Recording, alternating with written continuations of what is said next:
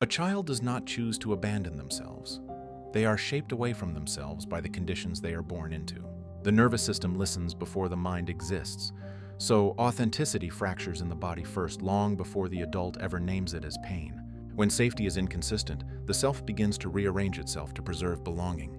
This rearrangement becomes the false self, not as deception, but as survival architecture. And once the structure forms, it feels like personality even though it was never the child's truth. And so here are 9 mechanisms that fragment authenticity. 1. Safety override response.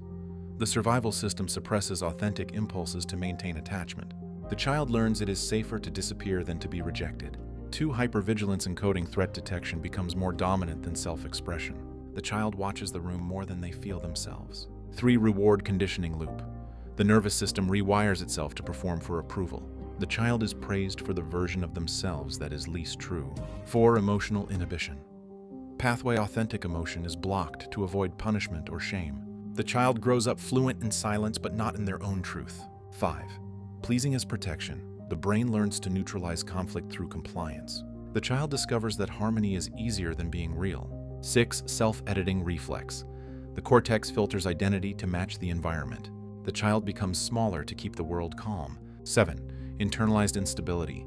Unpredictable caregivers create unpredictable inner worlds. The child learns to adapt before they learn to exist. 8. Identity substitution. The self adopts roles that ensure safety. The child performs a life instead of living one. 9. Chronic dissociation thread. The system distances itself from danger by leaving truth behind.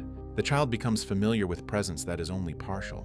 And so we realize, authenticity does not break because the child is weak. It breaks because their world was louder than their voice. Every false layer was a survival strategy that kept them alive. The self they abandoned was never lost, only tucked away. What they call personality is often the echo of an old wound.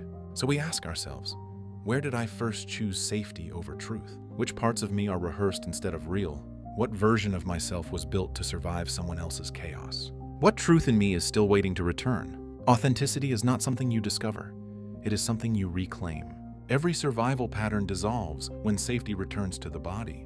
Your truth waits beneath every adaptation you once needed, and you are the sacred intelligence that knows how to come home to yourself.